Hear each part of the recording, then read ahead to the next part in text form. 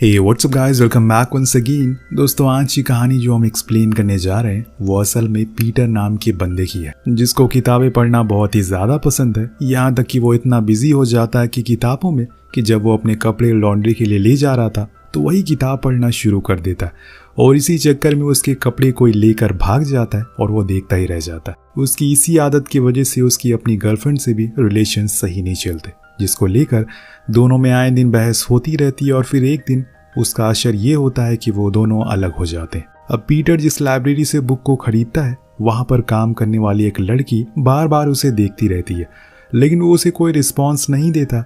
इसीलिए वो खुद ही एक दिन उसकी नई शर्ट की तारीफ कर देती है, जिसके बदले में पीटर बस थैंक यू कहकर निकल जाता है, जिससे आप अंदाज़ा लगा सकते हैं कि उसकी ज़िंदगी कितनी बेजान हो चुकी है। किसी भी चीज़ में उसे कोई भी इंटरेस्ट नहीं है। सुबह होने पर उसके पास उसके कॉलेज प्रोफेसर डॉक्टर हेनरी का कॉल आता है, जो कि उसके फेवरेट टीचर थे। वो उसे कहते हैं कि मैं रिटायर होने वाला हूँ, जिसके लिए मैंने एक रिटायरमेंट पार्टी रखी है, अगर तुम फ्री हो तो आ जाओ।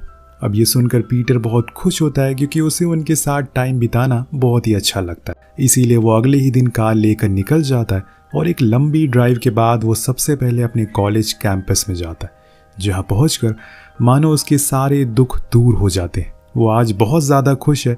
वहाँ के गार्डन में वो कुछ देर बैठकर समय बिताता है, जिसके बाद डॉक्टर हेनरी के घर जाता है, जो उसे देखकर और ज़्यादा खुश थे। वहाँ उनके दोस्त भी आए हुए थे, जिनका नाम निक होता है। वो अभी प्रोफेसर है। सभी लोग बैठते हैं और आपस में ढेर सारी बातें करते हैं। देन हेनरी उन सभी को रेस्टोरेंट लेकर जाता है, जिसमें जेसी भी ज्वाइन करती है, जो कि निक की बेटी थी और उसी कॉलेज की ड्रामा स्टूडेंट थी। अब रेस्टोरेंट में जाने के बाद हम पीटर का एक अलग ही रूप देखते हैं। जो बंदा कभी कुछ बोलता नहीं था, सिर्फ अपनी किताबों में ही बिजी रहता था, आज वो एकदम खुलकर बातें कर रहा था। ऐसा लग रहा है कि मानो आज वो फिर से एक बार कॉलेज स्टूडेंट बन गया है। वो अपने और डॉक्टर हेनरी के कुछ किस्से सुनाना शुरू करता है और बताता है कि कॉलेज टाइम में वो उनके क्लासेस का ही इंतज़ार करता रहता था, क्योंकि सबसे ज़्यादा मज़ा उसे उनके लेक्चर सुनने में आता था। इसी बीच डॉक्टर हेनरी भी उसे कुछ बातें बताते हैं, जैसे कि जब उसकी ग्रेजुएशन होने वाली थी तो उनसे वो गले लगाकर खूब रोया था, क्योंकि उसका मन नहीं था इस कॉलेज को छोड़कर जाने का। ये सुनकर सभी बहुत हंसते हैं और इस दौरान हम जेसी को भी कुछ बातें सुनते हैं। वो काफ़ी हंसमुख किस्म की लड़की थी और ढेर सारी बातें करने वाली भी थी, जो बात पीटर को काफ़ी अच्छी लगती है। पर वो अभी एक स्टूडेंट है और वो 36 साल का है, इसीलिए वो इस ख्याल को अपने दिमाग से निकाल देता है कि उसके साथ कुछ हो सकता। अब वापस जाते टाइम वो उसे कुछ बातें भी करता है और उसके ड्रामा क्लासेस के बारे में पूछता है, जो बताकर वो अपने कैंपस में चली जाती है। और यहाँ पीटर डॉक्टर हेनरी के घर आ जाता है, क्योंकि आज रात की पार्टी भी तो उन्हें एंजॉय करनी है। पर अंत में जब डॉक्टर हेनरी अपनी स्पीच दे रहे होते हैं तो वो बहुत ही ज़्यादा इमोशनल हो जाता है और अपने कुछ चुनिंदा पसंदीदा स्टूडेंट के बारे में बताने लगता कि कैसे उनके लिए उनका परिवार थे वो। और उसके बाद वो पीटर के पास आते, उसे थैंक यू कहते हैं कि वो इतनी दूर से उसे मिलने के लिए आए। इसके आगे वो कुछ और बात कर पाते कि डॉक्टर हेनरी ये कहकर वहाँ से चले जाते हैं कि उन्हें कुछ देर अकेले में बिताना है।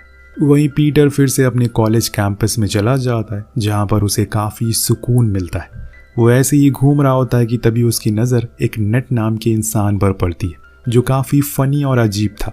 लेकिन वो पीटर से ऐसी बात करता है जैसे कि वो उसे बचपन का दोस्त हो। नेट उससे कहता है कि मुझे वो लोग पसंद नहीं हैं जो कि उदास रहते हैं, इसीलिए चलो मेरे साथ। अब वो उसे लेकर एक कैफ़े में जाता है, जहाँ पर उसकी मुलाकात फिर से जेसी से होती है, जो अपने दोस्तों के साथ यहाँ पर आई हुई थी, जिससे वो बताती है कि इसने भी इसी कॉलेज से ग्रेजुएशन की है। जिससे सुनकर वो लड़की पूछती है कि वो अच्छा कौन सी ईयर में। तो पीटर जवाब में कहता है कि मिड-90s, जो सुनकर उसकी दोस्त हंसते हुए कहती है तब तो हम पैदा भी नहीं हुए होंगे। जो बात पीटर को थोड़ी सी बुरी लगती है, पर वो एक्सेप्ट कर लेता है कि वो उन लोगों से काफ़ी बड़ा है, इसीलिए वो कह देता है कि हाँ मैं काफ़ी बूढ़ा हूँ।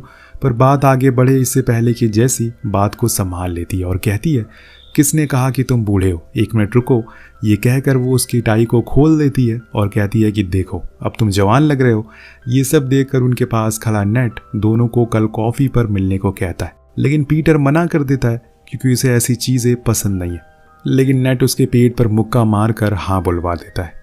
तभी जेसी के पास एक लड़का आता है जो उसके साथ चलने को कहता है, पर जाते जाते वो उसे कल 11 बजे मिलने को कहती है। और उसके जाने के बाद नेट उसे बताता है कि तुम कितने बेवकूफ़ हो, वो लड़की तुम्हें पसंद करती है, पर उसे ये बातें फिजूल लगती है। इसीलिए पहले तो उस अजीब आदमी से वो अपना पीछा छुड़वाता है और वापस आ जाता है। पर पूरी रात सोचने के बाद वो अगले दिन कॉफ़ी शॉप पर पहुंच जाता है, जहाँ उसे जेसी तो दिखाई नहीं देती, लेकिन हाँ एक बंदा उसे वहाँ से सोया हुआ मिलता है जिसने अपने साइड में एक नॉवेल रखी हुई थी।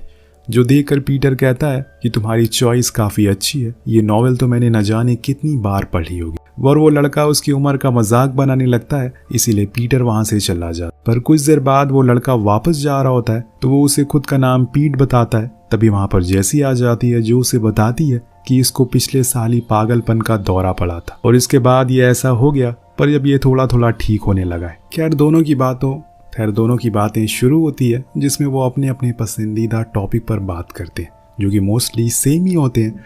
पीटर को देखकर अच्छा लगता है कि जेसी को भी वही चीज़ें पसंद है जो वो अपने कॉलेज के टाइम में पसंद किया करता था, यानी कि म्यूज़िक, आर्ट, बुक, लिटरेचर और भी बहुत कुछ। इसके बाद दोनों ऑडिटोरियम में जाते हैं जहाँ पर जेसी के ड्रामा क्लासेस होते हैं। इसी बीच वो उसे पूछ लेता है क्या वो लड़का जो उस कैफ़े में मिला था वो उसका बॉयफ्रेंड है, तो वो मना कर देती है कि ऐसा कुछ भी नहीं है, बस हम दोस्त हैं। जो सुनकर पता नहीं क्यों लेकिन पीटर को थोड़ा अच्छा लगता है। दिन दोनों हग करते हैं और फिर वापस आ जाते हैं। ये मुलाकात ज़्यादा लंबी तो नहीं चली, लेकिन इतने में दोनों एक दूसरे को ये ज़रूर पता चल गया कि उनकी किस्मत कहीं ना कहीं उन्हें एक बार फिर ज़रूर मिलाएगी। पर फिलहाल के लिए अब पीटर को जाना होगा कि तभी डॉक्टर हेनरी उसके पास आकर बताते हैं कि जेसी उसे मिलना चाहती, इसीलिए ज़्यादा टाइम वो उसे मिलते हुए जाता है। पीटर एक लाइब्रेरी में जाता है जहाँ पर जेसी उसका इंतज़ार कर रही थी। वो उसे एक प्रेजेंट देती है जो कि उसे म्यूजिक ड्रामा की सीडी थी जिस पर उसका नंबर भी लिखा हुआ था।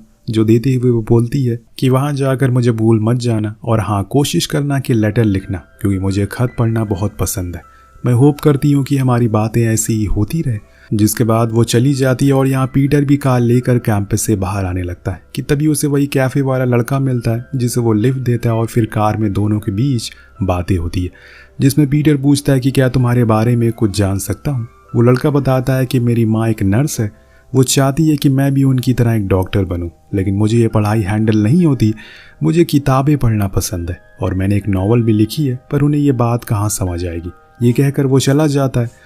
अब पीटर को उसके लिए बुरा लगता है, लेकिन वो कर भी क्या सकता, इसीलिए उसी उदास मन के साथ वो वापस न्यूयॉर्क लौट आता है। लेकिन अब ये जगह उसे कंक्रीट जंगल नहीं लगती, उसके अंदर एक बदलाव आ गया जिसको हम साफ साफ देख सकते हैं। आज उसके हाथों में किताबों के बजाय कानों में हेडफोन है जिसे वो जैसे कि दिए हुए गानों को सुनता रहता है और बस मुस्कुराते हुए अपने आसपास की हर वो चीज़ को महसूस करता है जो उसे किसी समय पर बेकार लगता है। आज उसे एहसास हो जाता है कि हर चीज़ अच्छी है, बस हमारा देखने का नज़रिया गलत है।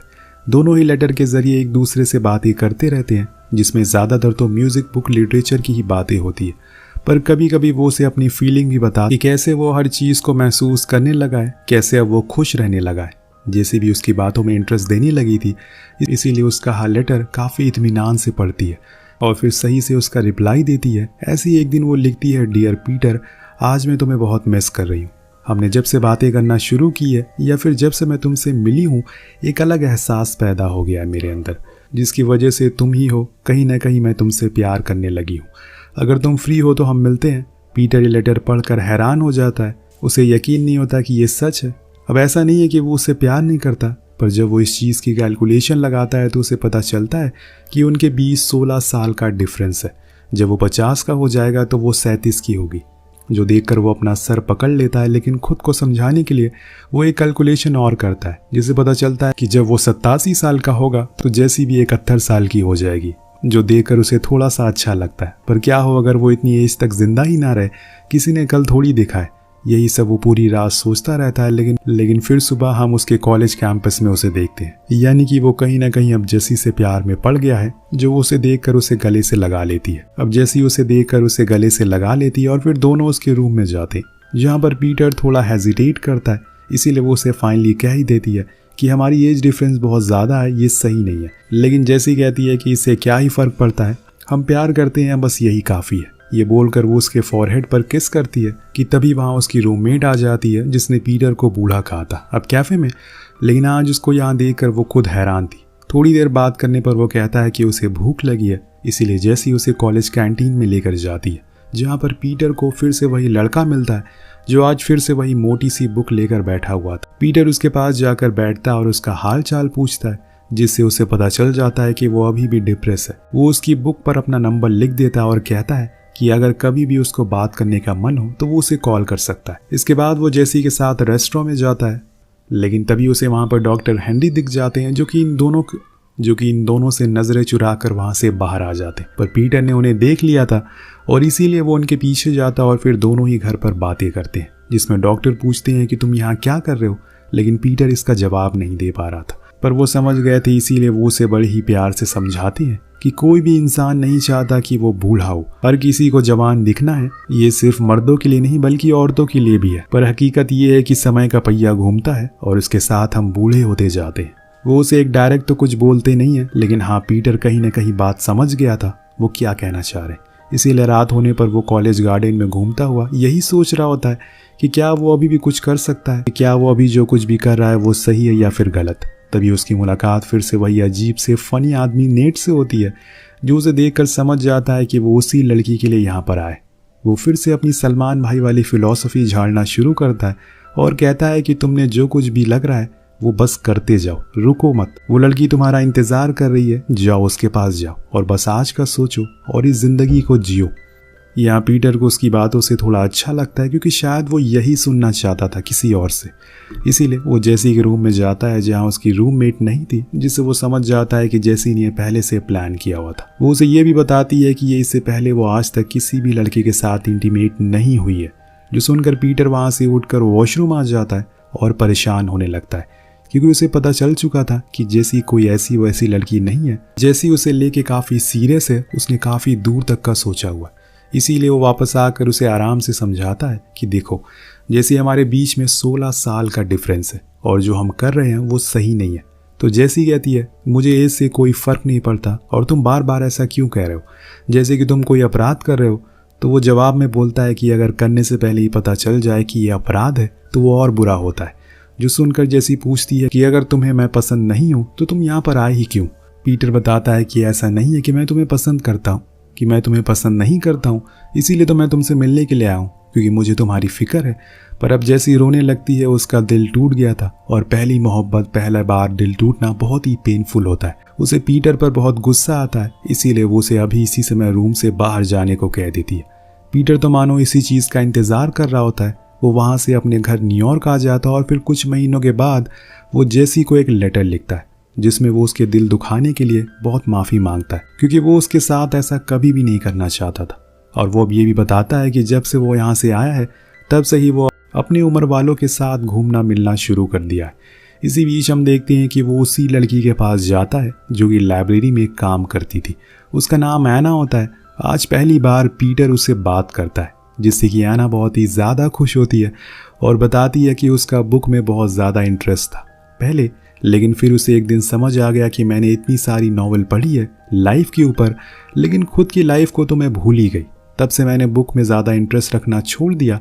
अब बातों ही बातों में वो उसे उसकी उम्र पूछ लेता है ताकि इस बार कोई कन्फ्यूज़न ना रहे। तब उसे पता चलता है कि वो उसकी ही उम्र की है, अभी उसने शादी नहीं की है। और इसके बाद दोनों को हम साथ में बाहर घूमते हुए देखते हैं। पीटर इस मोमेंट को काफ़ी एंजॉय करता है। अब उसे कोई गिल्ट नहीं है कि दोनों छोटे बड़े हैं और इसीलिए वो हर पल को खुल कर जीता है। अब एक दिन जब वो घर लौटता है तो उसके पास उसे डिप्रेस लड़के का कॉल आता है, जिसकी बुक पर उसने अपना नंबर लिखा था।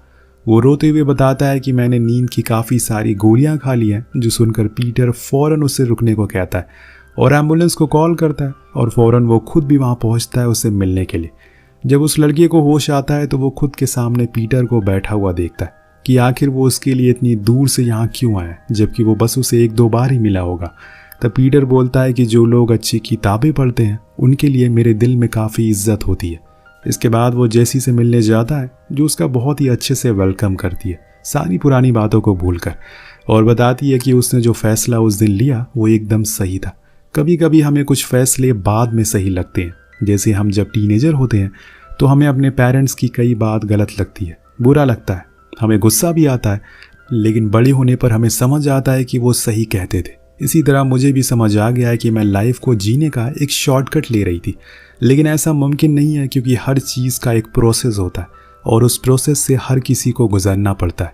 जो बोलकर वो रोने लगती है, तो पीटर कहता है कि जो हम लेटर लिखते थे वो मेरे लाइफ के गोल्डन मोमेंट्स थे, इसीलिए मैं उसे कभी भी दूर नहीं करना चाहता हूँ। अगर तुम चाहो तो हम दोस्त की तरह एक दूसरे को लेटर लिख सकते हैं। जैसी मान जाती और एक बार फिर से वो लेटर लिखने का सिलसिला शुरू हो जाता है, जिसमें वो उसे एना के बारे में सब कुछ बताता है और कहता है कि उन दोनों ने अब शादी कर ली और अब वो बहुत ही ज़्यादा खुश हैं।